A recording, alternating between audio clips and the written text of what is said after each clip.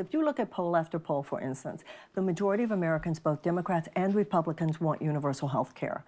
If you look at the polls, the majority of Americans, including Democrats and Republicans, want tuition-free college and tech school. If you look at the polls, the majority Of course they want free things. Hello, everybody. We're back on Bill Maher's Club Random podcast, and his guest today is Marianne Williamson, and they're talking about politics, politicians, government, and the people. And is the government a reflection of the people, or the people a reflection of the government? It's actually a good question. It's a good question to ask. Personally, I have my views on this, but first let's listen to Bill Maher and Marianne Williamson get into it. By the way, this video is about a year old. It's from before the last election. Doesn't matter. These are evergreen issues.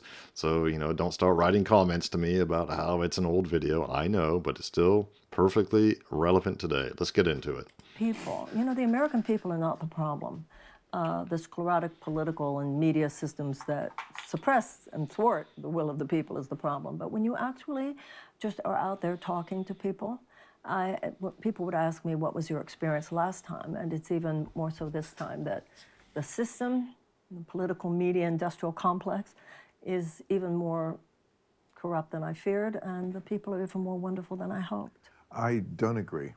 And again, I'm glad you're here because we can be honest about this and say we appreciate each other for saying what we think our truth is. But I sort of understand why, as a politician, even if you didn't really believe that, you have to say that. You can't start. No, I don't say things you have to say. I'm not running saying things. So I think we have different experiences, that's all. I'm just saying, I don't think you can ever separate the people from this government that's thwarting the will, not in a country like this. Yes, of course, in behind the Iron Curtain, the will of the people was not what the East German government wanted. That's certainly not the case. I think our government is a reflection of the people. I think you let the people off the hook a little too easily. The reason we have the people we have, it's they didn't get there by answering a want ad. Well, they got there because people voted for them, and their policies and politicians, yes, tell people bullshit, but the main reason they tell them bullshit, because if they tell them the truth, they'll throw them out of the race. Okay, so what you need is somebody who doesn't mind being thrown out of the race. Somebody's got to tell the truth. And when you just said you think I let the people off the hook too much, and the way I see it, you let the government off the hook too much. Because if you look at poll after poll, for instance, the majority of Americans, both Democrats and Republicans, want universal health care. If you look at the polls, the majority of Americans, including Democrats and Republicans, want tuition-free college and tech school. If you look at the polls, the majority of course they want free things. I want ice cream too. No, those things aren't free. They are how your own tax dollars are used. Come on, what easier statement could you ever make in politics than people want? Yeah, they want. That's not where the rubber meets the road.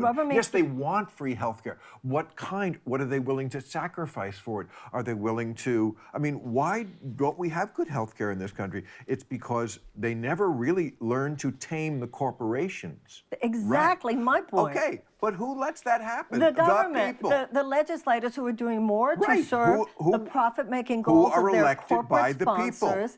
No, Bill, come on. Somebody sends Ted Cruz to Washington.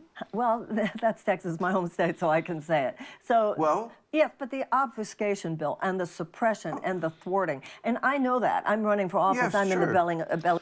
Yeah, I can see both their points, of course. I do agree with Bill Maher that the government is the reflection of the people. Absolutely. On the other hand, I agree with Marianne Williamson. And by the way, a moral government, if you want a moral government, you need a moral people. That is one of the basic principles on which the United States of America was founded. The system the founding fathers created was, quite an experimental system. But they recognized that it could only work if the people were moral. So I would say today, one of the big problems, of course, is we are degenerate. The West is degenerate. And it's not just the United States. It's here in Western Europe, where I live too. Probably in lots of other places. The people are basically degenerate. They are amoral, immoral. They have moved away from God. They have moved away from religion, which I think is important. The West, one of the pillars underpinning the West is Christianity, whether you like it or not, whether you call yourself an atheist or not. part of the underpinning of a key part of the underpinning of Western civilization is Christianity. And the long history, Christianity informs our moral structure, it informs our culture deeply. Can't get away from it, and we shouldn't get away from it. And the fact that we have got away from it, certainly across Western Europe and lots of America, I think is one of the reasons we are in the situation we're in today. Secondly, of course, there is the corporate capture of government, certainly at federal level in the United States. The politicians are completely captured by big-time donors and big corporate interests. I believe that piece right now, From the and I know left how as they well. manipulate narratives. Absolutely, the left as well. It seems to me that if you have any two Americans, you were talking about the indoctrination before. If you talk about any two Americans just having a conversation, we tend to kind of get down and get real and get authentic as much. Like us now. Yeah, you and I would do that. And We're do doing that. it. Right. Okay, but hold on. And that's one of the values of your programming always for years now. But hold on a moment. My point is that when it comes to our collective public political dialogue, we have been trained to go stupid. We've been trained to do exactly what you said. When it comes to our public conversation, we're indoctrinated and we think in terms of slogans and we Right. think, and you see it on the left as well as the right. You see it right now with the Democratic Party. This codependent relationship with the DNC. They say Biden is the one. Can we have some independent thought here? Right. Can we have maybe some exposure to other candidates?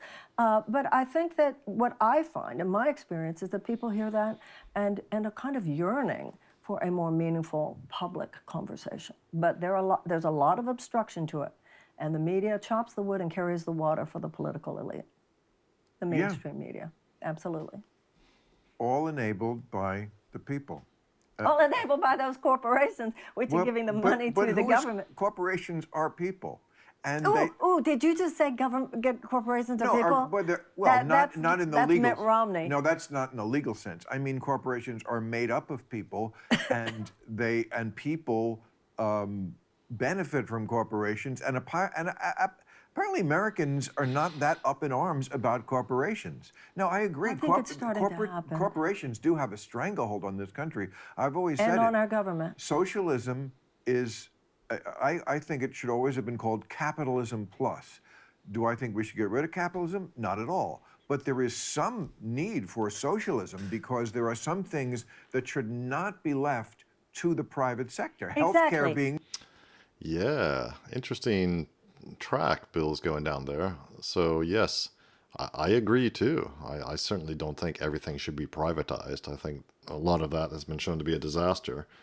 The government, for a moral people and for a more or less homogeneous people, or at least a people who share a common heritage, culture, values, etc. So in the case of the United States, founded by Europeans for Europeans, or the European countries themselves, of course, which are European, obviously by default. It can work. It works if the people within a given country are more or less homogeneous, basically on the same page. They share a cultural heritage, typically a language and religion, but they're on the same page. That's how you create high trust Western societies that everybody in the world seems to want to go to, right? That's why we have such mass migration. Of course, our leaders should not have allowed that mass migration, but that's a separate issue. But that's how you create that society. Now, part of a responsible government of people, so a government which comprises leaders who are actually looking after the interests of their people, because you will look after the interests of your own people much more than you'll look after the interests of other people, is to provide, if your country is successful and prosperous, provide certain perks. So certain perks could be free college education for those who are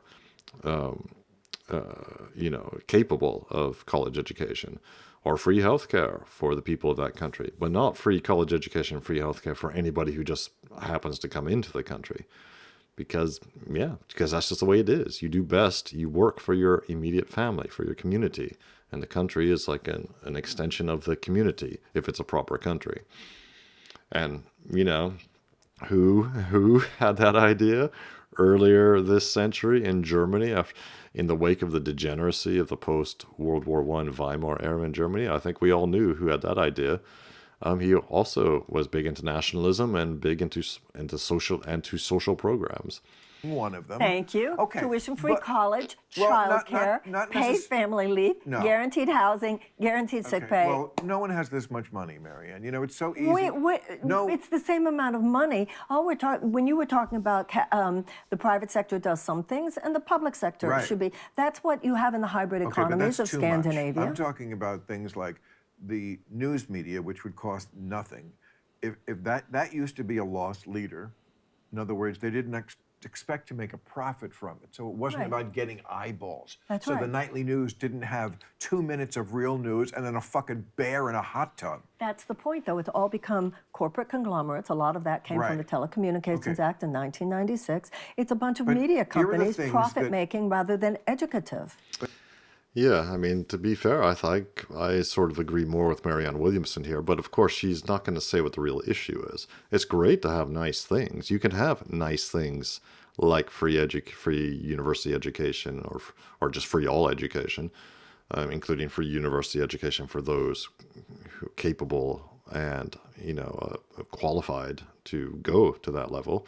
And all these other free programs and, jobs for everybody. You can do that in a healthy, a healthy country, a healthy high trust society where people feel that other people are part of their extended family.